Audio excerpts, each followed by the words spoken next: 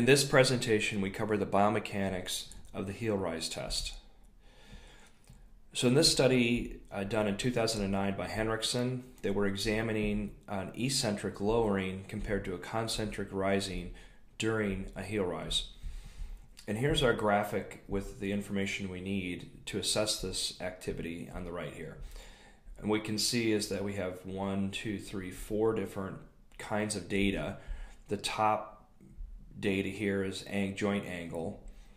This is the joint moments. The second one, tendon force, is here, and the GRF. And we'll ignore the GRF for now. And we see time on the x-axis. So essentially, as we look at the angles, we can see, okay, this is dorsiflexion, here's positive, and plantar flexion is negative. So this is the peak lowering point.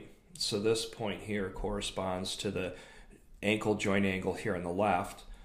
And then this inverted peak here pointed down, that points to the peak plantar flexion point here on the right. So we can see one complete cycle of raising and lowering starts here at this high maxima. It goes here to this. This is the peak heel rise here. And then we go back to a lowering position. So this is the concentric phase here, and this is the eccentric phase here. So if we look at the external moment, it's something interesting happens as we go from a fairly deep dorsiflexion position. As we see this continuous rise into plantar flexion, there's the moment's relatively constant, and then it drops and reaches a minima at the point of peak heel rise. So just when we're unable to lift any further upward or translate our body mass upward anymore, our moment decreases significantly, and then as we lower, that situation inverts itself. We can also see that the actual tendon force created that's needed from the point of view of the external load to match that external also decreases consistent with the moment. So how is this true? So how does the external moment decrease as we go into a peak heel rise? And if the moment or the external load is going down, why can't we raise ourselves up any farther? So let's start with the external moment first. So we start with our typical equation here, and we're going to focus just on the gastrocsoleus group, not the other muscles of plantar flexors of the ankle, because they don't have, their moment arms are so small.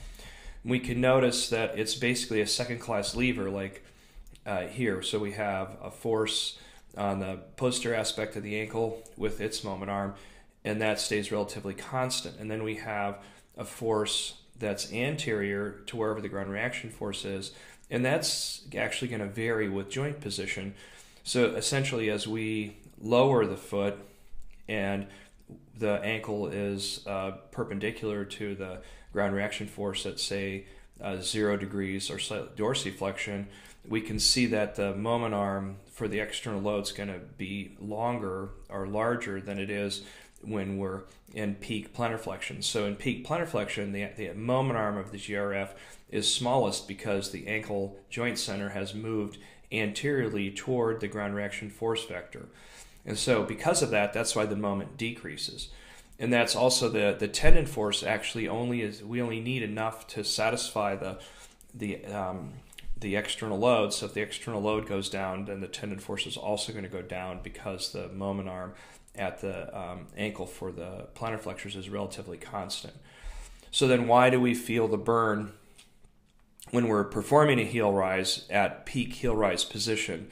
So during peak plantar flexion, why is that the most difficult part for us to kind of execute?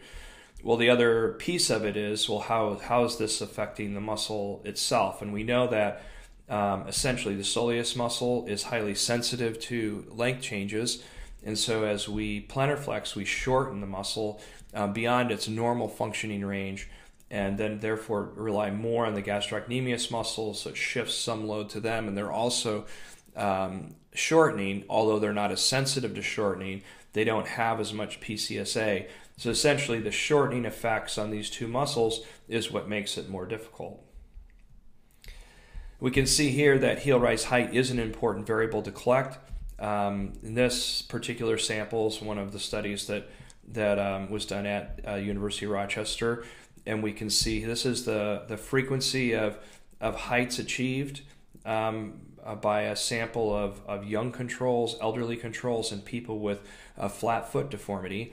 And there's the percent of heel rise height that they were able to get to. So basically, this is the people that could get to a heel rise height as compared to bilateral during a single. So nobody actually got to 100% of height, but the young people, which are these stripes, more typically reached heights that were 50% or higher. And then elderly controls were almost as good, but not quite. One person only reached a height of 40%, but most were 50% to 70%. And then the flat foot deformity people would really had a hard time reaching heights above 50%. And then 2 people couldn't perform the heel rise test at all. So one thing you look at during the heel rise test is height, and it tells you about the functioning of the muscles themselves.